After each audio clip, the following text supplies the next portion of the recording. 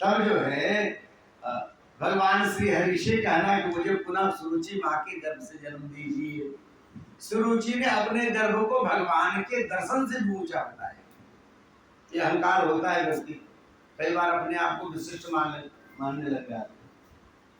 तो ऐसा संसार में हम सब जीव ऐसे ही हैं, ऐसा नहीं कि सुरुचि है। जहाँ जहाँ भगवान के चरणों के प्रति प्रेम होता है तो कहते हैं जब जब हुई भजन में ढीला तब तो राम ने काम लीला।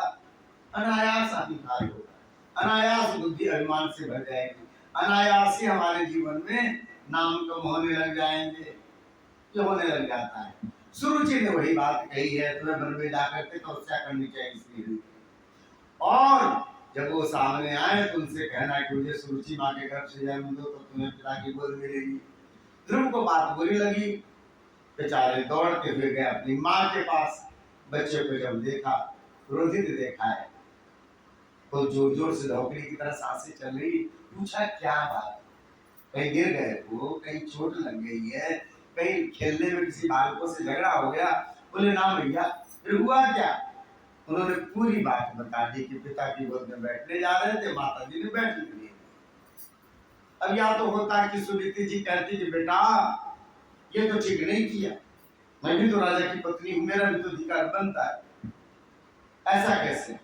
पर उन्होंने सोचा बच्चे के मन में गलत संस्कार आ जाए, दुर्भावना नहीं बढ़नी चाहिए। इसको कहते हैं महाराज भगवान के भक्त के लक्षण। उन्होंने कहा किसी रूप में भी भगवान की भक्ति आदि से स्वीकार कर दो, कहा किसी ने भी हो। उन्होंने कहा बेटा माँ यदि कह रही है ना तो मातृदेवो भव, माँ गलत नहीं कह सकती।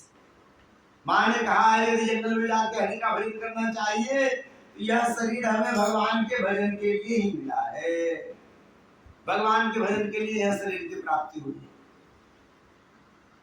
इसलिए उन्होंने ठीक ही कहा है, बस एक बात गलत है कि यह जब भगवान का भजन किया जाता है, उनकी तपस्या की जाती है, उनका दर्शन किया जाता है, वह पुनः किसी के गर्भ में आने के लिए नहीं किया जाता बेटा, फिर कभी किसी के घर में ना आना पड़े इसलिए की जाती है। तो माँ मैं यह मान लूं कि मुझे मन में जाकर के श्री हरि के लिए तपस्या करनी चाहिए? बोले हाँ बेटा। मन ही मन विचार किया, जिसका पिता उसको गोद में भी ना बैठाता तो ऐसे बेटे को तो वन में ही रहता। ऐसा विचार करके ध्रुव जी को कहा हाँ ध्रुव वन में जाना चाहिए, और ध्रुव जी भी ऐसे कि चल दी 5 वर्ष का बालक और चल दी वन में तपस्या करने के लिए। प्रसिद्ध कथा है महाराज, चल दिए अब किसी को ख्याल हो चाहे ना हो, ठाकुर जी को तो बड़ा ख्याल रहता है। हम सब जितने लोग हैं भगवान की मौलिक रचना, एक जैसा दूसरा कोई है ही नहीं। सरकार भी अंगूठा का निशान ले लेती है, बोले आपके जैसा दूसरा है नहीं। ये 800 करोड़ जो पूरे विश्व में लोग हैं उनके अंगूठे भी नहीं मिलते। हमारा चेहरा तो बहुत बड़ी बात, डुप्लीकेट भी जो बनाते हैं तो थोड़ा बहुत मिलता है, 4 आना 8 आना, पूरा सेम टू सेम बहुत कम लोग, बहुत गिने चुने मिले न के बराबर हो ही नहीं सकते। क्यों? महाराज कीड़े मकोड़े तक भी ठाकुर जी की मौलिक रचना है। सबको भगवान ने अपना एक अलग पहचान दिया हुआ है, सबको ठाकुर जी पहचानते हैं। प्रेम से बनाया है, भाव से बनाया है, स्वरूप से बनाया। परमात्मा को चिंता लगी मेरा ध्रुव वन में जा रहा है, इसकी व्यवस्था तो करनी चाहिए। कोई सोचे चाहे नहीं सोचे, ठाकुर तो सोचता है। भगवान ने नारद जी को भेजा, नारद जी सामने आए, साष्टांग प्रणाम किया बालक ने, पूछा अरे बेटे तुम पहचानते हो मुझे? बोले नहीं बाबा, हमारी माता जी मुझे पुराणों की कथा सुनाती, आपके जैसे छुट्टियां वाले महात्मा जी आते पीला पीला बन के एक तारा लेकर के ऐसे ही, और महाराज इधर की उधर किया करते हैं। बाबा आपका स्वरूप ऐसा है इसलिए हमने प्रणाम कर लिया। ऐसे आप बताओ देवर्षि नारद जी तो नहीं हो जैसा आप कहा मेरी माँ? बोले बेटा तुमने ठीक पहचाना, मैं वही हूँ, पर मैं ऐसे इधर से उधर वाला काम नहीं करता। हाँ मैं तो जो इधर वाले लोग हैं उनको भगवान की उधर कर देता हूँ। आज तक नहीं महाराज प्रसिद्ध बात है, जिसको भी नारद जी मिले से ठाकुर जी जरूर मिले हैं। जो इधर पड़ा रहता है संसार में उसे भगवान की उधर कर देता हूँ। यही मेरा इधर उधर है, ताकि संसार वाले हमको इधर उधर समझ लेते हैं। ये उनके सोचने की बलिहारी है। बेटे जा कहाँ रहे? बोले वन में जा रहा हूँ। किस लिए जा रहे हो? पिता ने गोद में नहीं बैठने दिया इसलिए। अरे बस इतनी सी बात में कौन मन में जाता है, चलो मैं तुम्हें पिता की गोद में बैठाता हूँ। बोले नहीं बाबा, एक बार जब सोच लिया तो वन में जाकर श्री हरि को प्रसन्न करके उनका दर्शन करके ही लौटूंगा। अरे वन कोई घूमने की जगह, पिकनिक वाली जगह।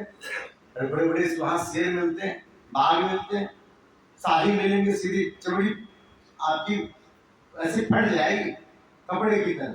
ऐसे बड़े बड़े कांटे उसके होते हैं, सांप काट लेगा वहीं मर जाओगे। वन घूमने की जगह है, बड़ा खतरनाक होता है, आदमी चल फिर नहीं सकता वहां पे। आपने सुन लिया और चल ली, भैया वो जाने लायक नहीं, चलो तुम्हें घर ले चलते हैं। ध्रुव जी ने कहा हमारा क्षत्रिय बालक को एक बार सोच लिया तो फिर अपना भाव वापस नहीं लौटाऊंगा, मर जाऊं तो घर में जाऊंगा। जान गए नारद जी की सेवा पक्का।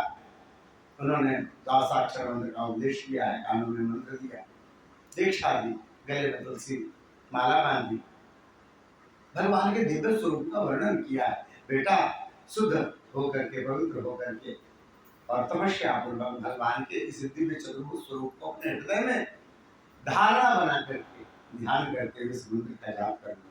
वहां मैं बताने के लिए नहीं रहूंगा तो तुम्हारा मंत्र ठीक चल रहा है या गलत चल रहा है। इस मंत्र का शुद्ध उच्चारण करना, 1 सप्ताह तक नियम पूर्वक इस मंत्र का जाप करोगे तो जो देवता अदृश्य हैं वो देवता आपको दिखने लग जाएंगे। बहुत देवता यहाँ रहते होंगे, हमें नहीं मालूम। जहाँ जहाँ कथा होती है हनुमान जी आकर के बैठते, हमें नहीं दिख रहे जी।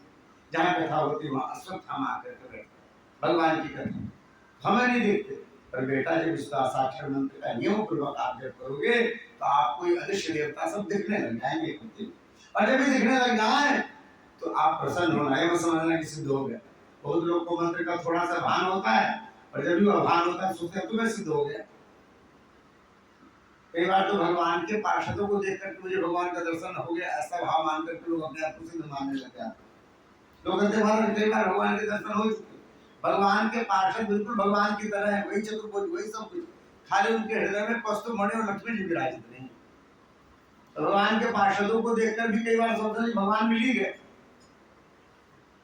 ध्रुव जी ने पूरी बात सुनी, जाकर के नियम पूर्वक उन्होंने व्रत पूर्वक जो है